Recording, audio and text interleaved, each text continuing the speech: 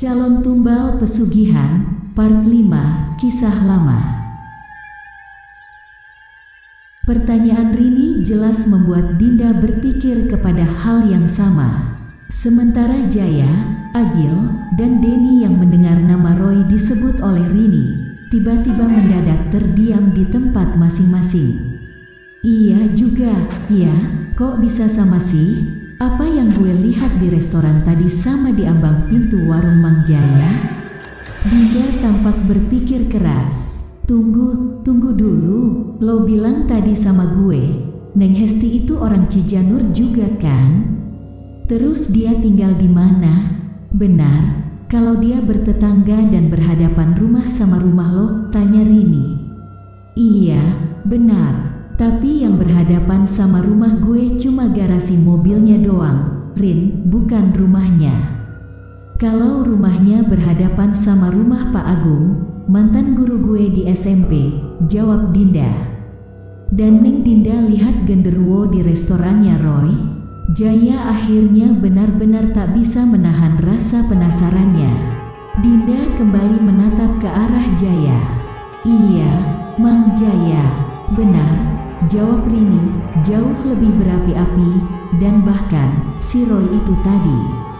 SSTTT, jangan gibah, dosa. Dinda memperingatkan Rini. Tapi Rini, udah. Yang mengalami hal itu kan kita berdua, bukan berarti harus dikasih tahu ke Mang Jaya.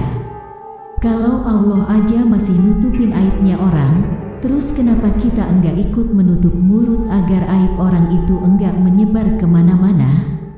Kalau dia seorang pendosa, maka kita enggak boleh ikut jadi pendosa kayak dia. Mau dicap tukang gosip? Lagi pula, kita enggak punya bukti yang kuat untuk membuktikan apa yang gue lihat tadi. Beda halnya dengan apa yang gue lihat di ambang pintu warung Mang Jaya. Itu ada buktinya dan Mang Jaya serta Kak Agil udah lihat sendiri. Ingat, terkadang benar itu tidak perlu selalu disertai dengan pembuktian. Cukup kita yang tahu, selanjutnya kita hanya perlu jaga mulut serta jaga jarak dari orangnya. Lo masih ingat kejadian yang terjadi di Ciamis kan? Belajarlah dari pengalaman itu kalau mau tetap selamat dan enggak mendapat teror. Jelas Dinda, agar Rini segera berhenti. Rini pun kini memilih untuk bungkam. Dinda kembali menatap ke arah Jaya yang tampak masih sangat penasaran. Maaf ya, Mang Jaya, Dinda enggak bisa ceritain tentang hal itu sama Mang Jaya. Bukan karena hanya Dinda takut berdosa akibat gibah, tapi Dinda juga enggak mau kalau sampai keluarga Mang Jaya kena teror makhluk halus hanya akibat dari tahunya Mang Jaya tentang apa yang Dinda dan Rini alami tadi. Intinya saat ini, warung Mang Jaya udah aman dan enggak akan lagi ada yang menghalangi rezeki untuk keluarga Mamang. Insya Allah, Dinda berusaha memberi pengertian pada Jaya. Tak lama setelah itu, Dinda pun berbalik menoleh ke arah pintu dapur, di mana Denny dan Agil terlihat berdiri di sana.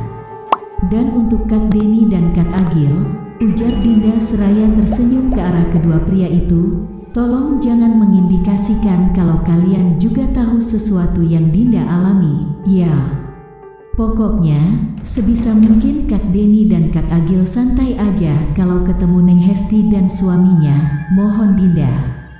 Tenang Neng, Kak Denny enggak bakalan menunjukkan apapun kok di hadapan mereka. Tapi enggak tahu kalau Agil, ujar Denny sambil melirik ke arah Agil yang ada di sebelahnya. Memangnya kenapa sama Kak Agil? Kok Kak Denny sepertinya ragu begitu sama Kak Agil? Rini terlihat kebingungan. Dinda menepak bahu Rini dengan keras, hingga gadis itu meringis kesakitan.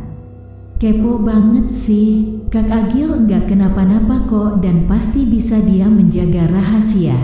Kak Denny cuma main-main aja, godain adek, masa lo enggak ngerti sih, tegur Dinda. Ya gue kan cuma nanya, Din. Enggak perlu main geplak dong, kan sakit, rengek Rini. Iya maaf, kelepasan, ucap Dinda sambil mengusap-usap bahu Rini. Agil dan Dinda pun bertemu tatap. Agil tahu kalau Dinda berusaha menyembunyikan kenyataan yang sebenarnya dari Rini. Dinda jelas tahu kalau Agil akan diragukan oleh semua orang. Namun Dinda sendiri tampaknya lebih bisa mempercayai Agil daripada orang lain.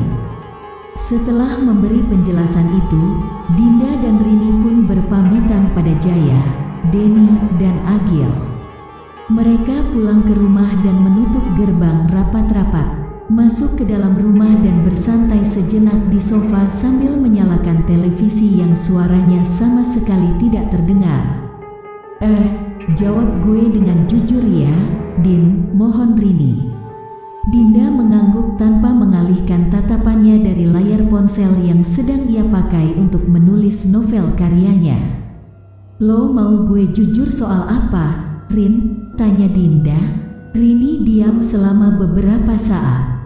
Din, gue tahu kalau tadi lo cuma mengalihkan pembicaraan waktu gue nanya kenapa Kak Denny ragu sama Kak Agil. Jadi, kasih tahu gue, kenapa tadi Elo tiba-tiba mengalihkan pembicaraan? Tanya Rini.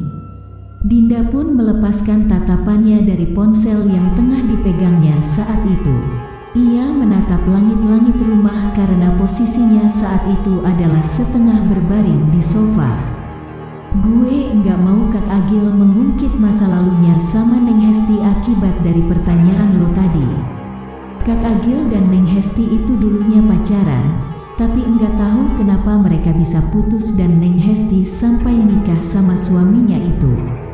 Padahal, dulu Kak Agil dan Neng Hesti itu serius banget pacarannya, bahkan udah punya rencana mau nikah kalau mereka lulus SMA, jawab Dinda. Satu Rini masih memperhatikan ekspresi Dinda yang sejak tadi benar-benar serius dan tak seperti biasanya. Kok lo bisa tahu banyak tentang hubungan Kak Agil dan Neng Hesti? Terus, lo tahu dari mana juga kalau hubungan mereka serius? Selidik Rini. Karena dulu Kak Agil menolak gue dan lebih memilih Neng Hesti yang dia yakini akan menjadi jodoh masa depannya, Rin, ungkap Dinda. Rini pun ternganga selama beberapa saat. Wanita itu tampak tak menyangka akan mendengar bagian menyedihkan dari kisah kenangan masa remaja Dinda yang keluar dari mulut pemerannya secara langsung. Gue juga kok yang jadi saksi waktu mereka resmi pacaran. Kak Agil jujur sama gue soal perasaannya sama Neng Hesti, tepat di depan Neng Hesti sendiri. Jadi, iya, gue cuma bisa merestui waktu itu tanpa berani protes. Padahal dulu gue pengen banget protes soal kenapa gue enggak dikasih kesempatan untuk bisa sayang sama Kak Agil. Tapi gue urungkan, soalnya malu. Gue kan dulu enggak secantik Neng Hesti. Gue dekil dan kurus. Pokoknya, gue emang enggak sebanding deh kalau mau dibandingin sama Neng Hesti, jelas Dinda. Terus, sekarang lo masih ada rasa atau enggak sama Kak Agil? Rini mendadak penasaran. Dinda diam selama beberapa saat. Enggak, gue udah enggak ada rasa sama Kak Agil. Enggak apa enggak, yakin lo? Udah enggak ada perasaan sama Kak Agil? Goda Rini sambil tersenyum jahil. Yakin, Rin, jawab Dinda, lemah. Dinda masih menatap langit-langit rumah dengan dada yang sesak jika ingat dengan kenangan masa lalunya. Karena gue gak siap ditolak untuk yang kedua kalinya, Rin. Maka dari itu gue harus menghapus perasaan sayang gue buat Kak Agil sepenuhnya dari hati ini, tambah Dinda. Warung tongseng milik Jaya akhirnya dibuka kembali setelah jam 4 sore. Beberapa pesanan tongseng yang sudah dibayar oleh para pembeli yang memesan lebih awal telah selesai dibungkus oleh Agil. Warung itu juga sudah dibersihkan kembali oleh Denny. Setiap meja dilap hingga tak ada noda yang tersisa. Ketika pengunjung pertama datang sore itu, Jaya pun segera melayaninya dengan ramah seperti biasanya. Mang Jaya, Tongsengnya 1 porsi makan di sini. Iya, Pak. Tunggu sebentar, sahut Jaya penuh semangat. Denny yang bertugas mengantar pesanan pun segera mengantar tongseng tersebut pada pelanggan pertama yang tadi memesan. Tak lama kemudian beberapa orang yang tadi pesan untuk dibungkus pun berdatangan karena ingin mengambil pesanan mereka. Sore itu benar-benar penuh kesibukan untuk Jaya, Agil, dan juga Denny. Ramainya warung tongseng itu menjadi pusat perhatian beberapa warga kampung Cijanur. Pasalnya beberapa dari mereka merasa kalau selama beberapa tahun kebelakang Jaya dan kedua putranya sering bermalas-malasan sehingga warung tongseng itu selalu terlihat buka dan tutup tak tentu waktu. Jadi ketika warung itu ramai kembali, tentu saja warung tersebut benar-benar menjadi pusat perhatian. Agil ternyata juga ikut bantuin Mang Jaya lagi di warung. Bukannya selama ini Agil teh fokus pada patah hatinya setelah ditinggal nikah sama Neng Hesti? Iya, sindir salah satu ibu-ibu yang sejak dulu memang hobi menggosipkan semua tetangga. Jaya dan Denny jelas segera berpura-pura saja tidak mendengar sindiran itu. Mereka tak mau menanggapi ibu-ibu tukang gosip yang sejak dulu selalu saja senang jika ada hal-hal baru yang menurutnya sensasional. Namun bagaimanapun Jaya dan Denny berusaha menulikan telinga, nyatanya Agil tidak bisa melakukan hal yang sama. Emosi Agil mendadak memuncak dan ingin segera diluapkan. Agil menyimpan serbet yang sejak tadi tersampir di bahunya ke atas meja di samping kompor. Ia berjalan menuju pintu masuk warung dengan tujuan ingin mendekat pada ibu-ibu tadi yang tak lain adalah tetangga terdekatnya, yakni Ce Salma. Ketika Agil hampir keluar dari dalam warung itu, betapa kagetnya ia karena langkahnya bertepatan dengan munculnya sosok Dinda yang masih mengenakan mukena bagian atas. Tampaknya Dinda baru saja selesai salat asyar di masjid dan tak sengaja mendengar apa yang Ce Salma katakan tentang Agil kepada ibu-ibu lain di sekitarnya. Agil pun segera mundur beberapa langkah dan membatalkan niatnya keluar dari warung. Assalamualaikum, Bibi Salma. Apa kabar? Masih ingat sama Dinda, Bi? Tanya Dinda dengan lembut. Waalaikumsalam. Ini teh Neng Dinda yang waktu itu. Iya, Bi, betul sekali. Ini Dinda yang waktu itu ditolak sama Kak Agil tepat di depan rumah Bibi. Masih ingat kan? Dinda kembali lagi tinggal di Cijanur loh, Bi Salma. Setelah bertahun-tahun mencoba menyembuhkan patah hati gara-gara ditolak sama Kak Agil. Bibi enggak mau ngegosipin Dinda aja, gitu. Jangan gosipin Kak Agil, gosipin Dinda aja kalau Bibi memang serius ingin jadi penyebar gosip, saran Dinda dengan penuh keceriaan sehingga sukses membungkam mulut Ce Salma dalam sekejap. Anu Neng, Bibi teh lupa, ternyata Bibi belum masak di rumah. Punten atunya, Bibi duluan pulang, pamit Ce Salma dengan wajah memerah. Iya, Bi Salma. Mangga, jawab Dinda, masih tetap sopan dan lembut. Setelah Ce Salma pergi, Agil yang sejak tadi hanya mendengarkan saja pun mengintip perlahan dari dalam warung dan bisa melihat Dinda didekati oleh Rini yang kini sedang menggeleng-gelengkan kepalanya sambil tertawa. Wah, gila sih, di dunia ini udah banyak banget cewek yang gue lihat hidupnya kepengen dijauhkan dari penyebar gosip. Tapi cuma Elo satu-satunya yang malah mendekati penyebar gosip dan minta digosipin secara langsung sama orangnya. Bravo Din, bravo. Kelas hidup lo berat bukan karena kaya, tapi karena Elo berani nantangin hal-hal yang tidak sesuai dengan norma-norma kemanusiaan.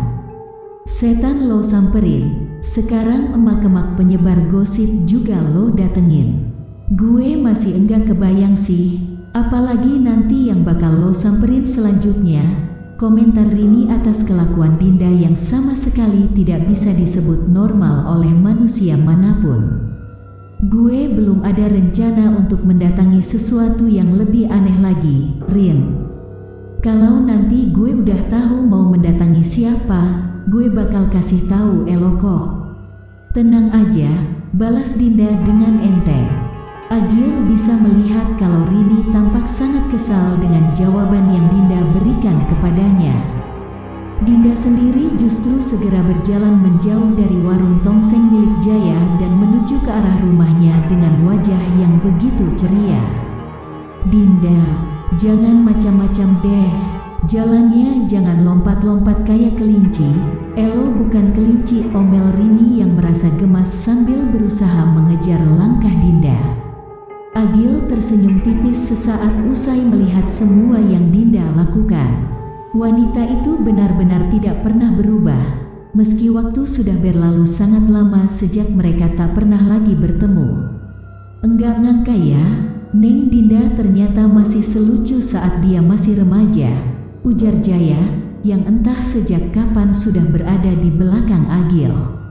Agil berbalik dan menatap ke arah bapaknya. Bapak sejak kapan ada di sini? Tanya Agil. Sejak kamu melangkah dari sana dan berniat ingin melabrak Cesalma. Cuma karena kamu keduluan sama Neng Dinda, makanya kamu jadi berhenti di sini dan nguping pembicaraan Neng Dinda sama Neng Rini, jawab Jaya. Agil pun bernafas lega. Ia cukup bersyukur bahwa ternyata bapaknya tidak mendengarkan apa yang Dinda katakan pada Cesalma tadi. Ia masih belum pernah jujur tentang masalah yang satu itu, bahwa ia pernah menolak Dinda hanya demi menjalin hubungan dengan Hesti. Ia takut akan disalahkan, entah itu oleh bapaknya ataupun oleh kakaknya. Ia masih memendam sendiri mengenai masalah itu, hanya dirinya serta Hesti dan Dinda saja yang tahu mengenai hal tersebut.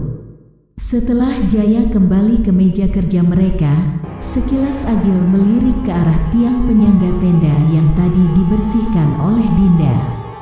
Ia ingat bagaimana hawa yang ada di sekitar tiang penyangga tenda tersebut sebelum genderuwo utusan orang jahat itu diusir oleh Dinda.